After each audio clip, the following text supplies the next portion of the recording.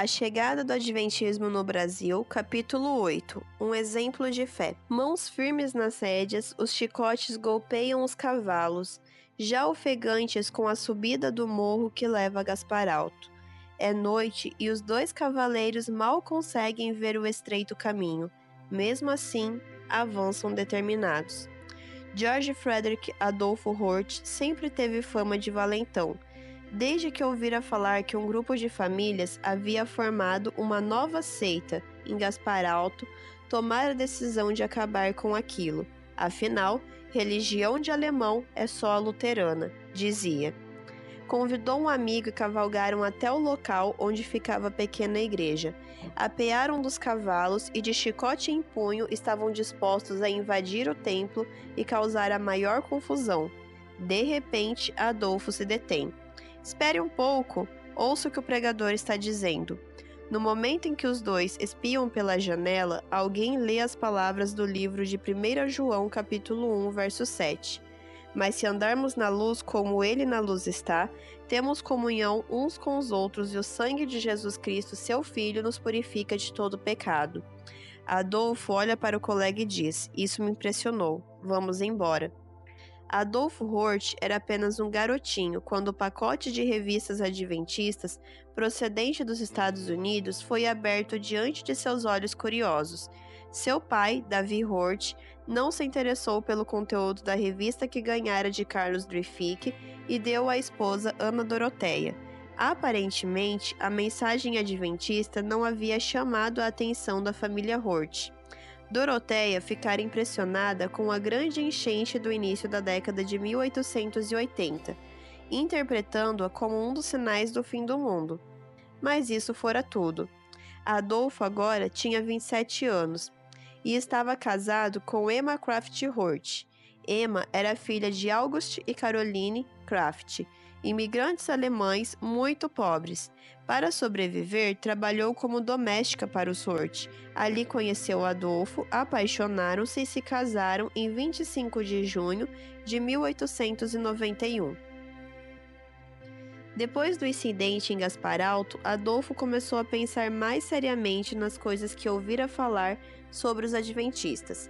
Dirigiu-se até o pastor luterano de Brusque e pediu explicações, recebendo a promessa de que no domingo, durante o culto, seria explicada a questão do sábado. Adolfo e Emma sentaram-se na primeira fileira de bancos da igreja luterana, especialmente atentos naquela manhã de domingo.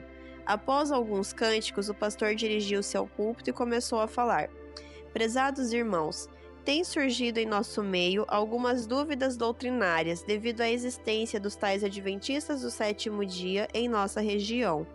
Primeiramente, é preciso deixar claro que a Bíblia realmente apresenta o sábado como dia santificado por Deus.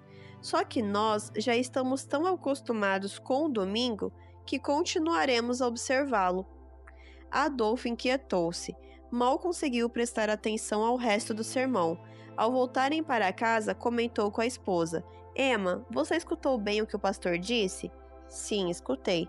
"Pois então, se o domingo é apenas uma tradição, creio que devemos guardar o sábado como os adventistas."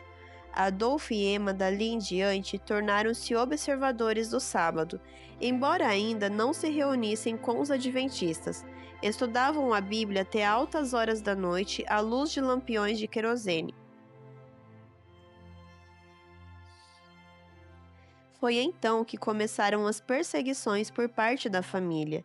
Os irmãos de Adolfo atiravam pedras nas vidraças da casa enquanto ele estudava a Bíblia. Uma cunhada chegou a dizer que preferia criar criminosos a viver com adventistas. Anos mais tarde, ironicamente, os filhos dessa mesma cunhada assassinaram uma pessoa.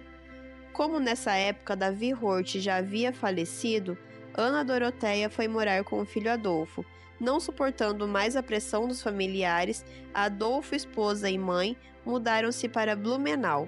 Naquela cidade, Ana se converteu e os três foram batizados. Viveram cerca de 20 anos em Blumenau. Por volta de 1915, mudaram-se para Jaraguá do Sul, com os filhos Carlos, Germano, Bertoldo, Elizabeth, Leonida, Arthur, Carolina, Érica e Augusta. Mais algumas outras pessoas, o casal Hort fundou a primeira igreja adventista em Jaraguá do Sul, fechada alguns anos depois devido à mudança da família para Corupá. No dia 28 de novembro de 1918, Ana Doroteia morreu. Em Corupá, distante uns 35 quilômetros de Jaraguá, Adolfo trabalhou como carpinteiro e ajudou a construir na década de 1930 a primeira igreja adventista da cidade. Sobre essa época, sua neta Marta Hort Rocha, filha de Arthur Hort, conta muitas histórias.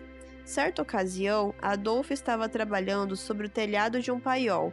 Pediu água à sua neta Marta, que instantes depois já estava com uma caneca cheia nas mãos. Adolfo pediu que a menina lhe alcançasse a caneca. Vendo o esforço da filha, erguendo os bracinhos para cima com a água, Arthur diz: "Ah, mas assim, nem que nós te ergamos, tu não consegues alcançar. Então me ajuda, papai." "Não, netinha, quero que tu tragas a água para mim. Sobe nessa escada", diz Adolfo, apontando para uma escada de madeira que, do ponto de vista da pequenina Marta, era enorme. Como sempre, teve medo de altura. Marta sobe a escada com todo o cuidado sob o olhar do pai Arthur. "Estás com medo, netinha?" pergunta Adolfo sorrindo. A menina diz que sim, balançando a cabeça sem olhar para baixo. "É, mas é bom tu aprenderes a não ter medo de almejar as alturas, pois para irmos para o céu temos que subir de degrau em degrau na escada da santificação." Tirar lições espirituais de coisas do cotidiano era prática comum para Adolfo. Em outras ocasiões, escondia uma das bonecas de sua neta Marta, ajudando-a depois a procurá-la. Minutos depois, graças às pequenas pistas do avô, os dois encontravam um brinquedo e Adolfo fazia uma festa. Em seguida, colocando a criança no colo, dizia: "Assim é com a palavra de Deus. Temos que procurar, procurar e procurar sempre mais, e sempre encontraremos coisas novas para nos ajudar no preparo para a volta de Jesus."